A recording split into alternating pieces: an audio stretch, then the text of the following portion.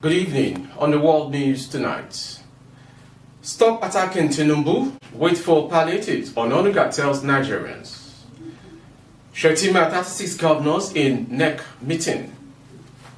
Senate forced into closed-door meeting over ministerial nominations. On sports, Super Eagles begin qualifying race September. I am Maurire Rabila Lawal. Now the news shortly. Bayo Ononuga, a spokesperson of President Bola Ahmed Tinubu's reading campaign, has appealed to Nigerians to exercise patience amidst the recent increase in fuel prices. Information report that condemnation has continued to trail the recent petrol price increase from 540 naira to 670 naira per litre.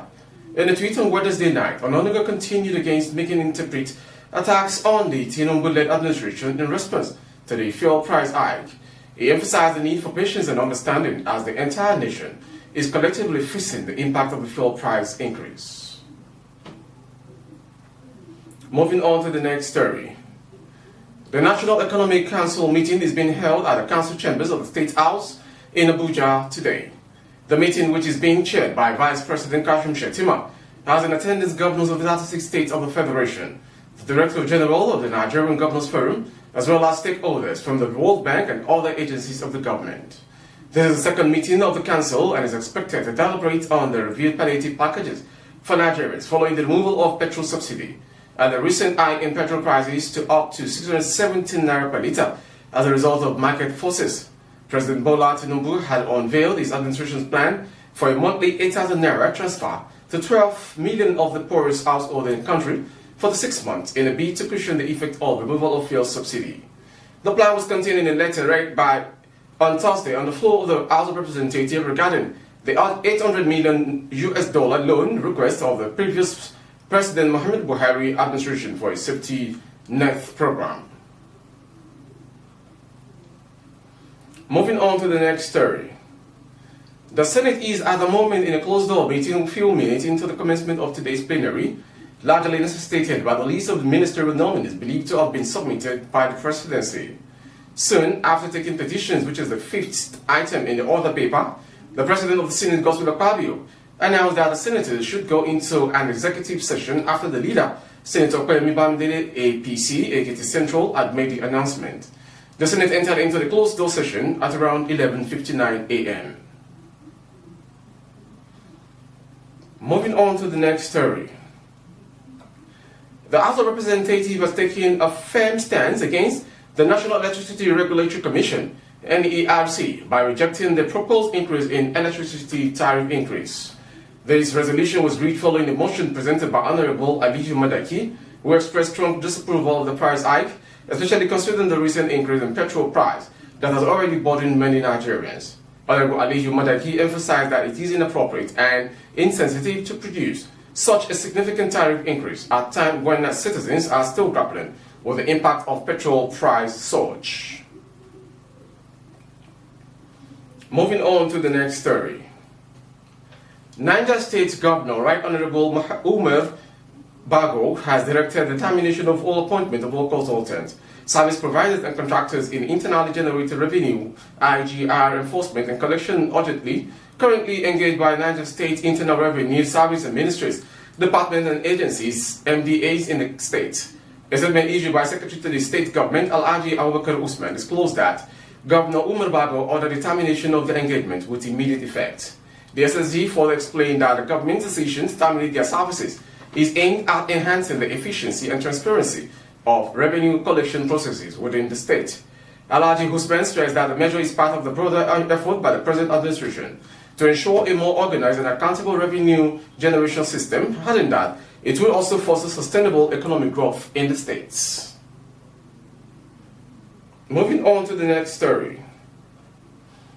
Justice Binta Inyako of the Federal High Court in Abuja on Thursday ordered the Department of State Services to allow the detained leader of the proscribed indigenous people of Biafra access to a medical doctor of his own choice while in the custody.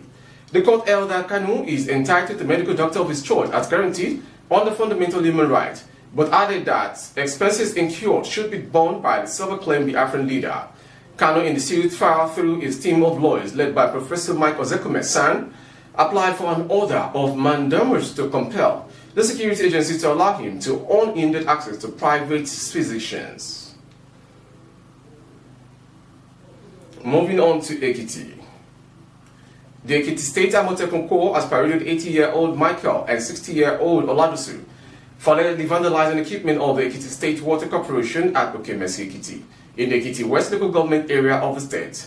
The Corps Commander Brigadier General Joe Komolafe, retired, who paraded the suspect on Wednesday, said Michael and Oladusu were arrested by Amotekun operatives at the Okemesi, Ekiti while allegedly vandalizing equipment belonging to the State Water Corporation. He said the Corps operative also arrested 3 suspects for allegedly breaking into a residential house in the Tinola area of Ekiti, the state capital. Moving on to Kaduna State. Bandits were said to have fled from the hideout around Kagatko, Iche, Takalafia, Gidam Mekari, and Janjala communities in Kaduna State after 100 troops stormed the forest in Kagatko LGA. Information are reported that many rural communities in Kagatko Chiefdom had been under siege by bandits who abducted residents and farmers a few months ago. But the situation was said to have been contained after troops raided the hideout in some rural communities and arrested some suspected informants.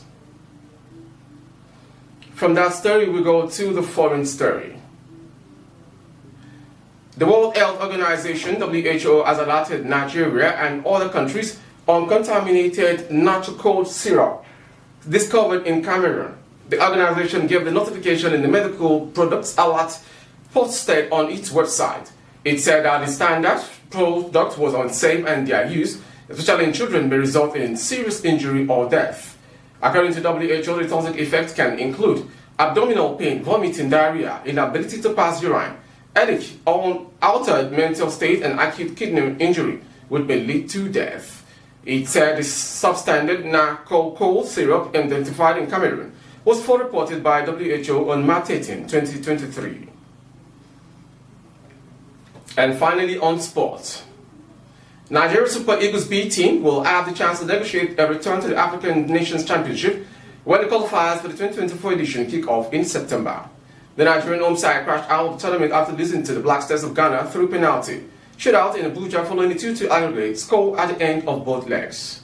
The Super Eagles B last qualified for the Chan in 2018 in Morocco, where they got to the final before losing 4-0 to the host. They are played in only 3 editions of the 7 held.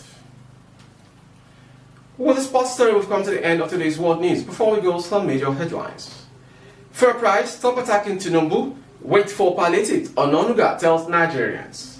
Subsidy removal, Shetima 36 state governors in NEC meeting. Senate falls into closed-door meeting over ministerial nominees. And on sport, Super Eagles begin qualifying race September. For more updates on YouTube, our handle is BGITV Current. Kindly subscribe and click on the notification bell. Select option all to access all of our broadcasts. On Facebook, Bagede Imo with Alawi Adebayo. Please like and follow the page. I am Morire Rabila Lawal. Good evening.